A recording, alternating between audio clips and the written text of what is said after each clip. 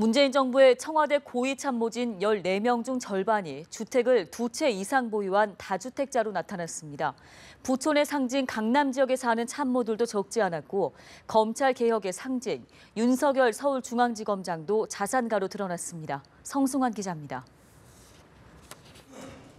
문재인 정부 청와대 고위 참모진 가운데 최고 재력가는 장하성 정책실장이었습니다. 재벌 개혁의 상징으로 불리지만 삼성, 현대차, LG, SK, 롯데 등 재벌 기업 주식을 다량 보유하고 있다가 매각한 것으로 드러나 눈길을 끕니다. 건물과 땅, 유가증권 등 신고한 재산은 모두 93억 1,900만 원. 특히 서울 잠실의 아파트와 경기도 가평의 단독주택 등 2채의 집을 갖고 있었습니다.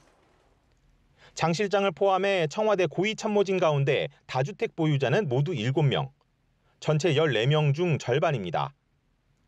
조국 민정수석은 주택 2채와 아내 명의로 상가 1채도 보유하고 있었습니다. 나머지 7명은 부동산이 1채였지만 정의용 국가안보실장과 김수현 사회수석 등은 주택 외에 근린생활시설도 갖고 있었습니다.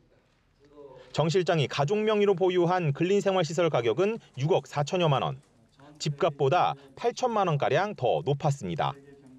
서울 강남 지역에 주택을 보유한 참모는 장하성 정책실장과 조국 민정수석, 주영훈 경호처장, 이정도 총무비서관까지 4명이었습니다.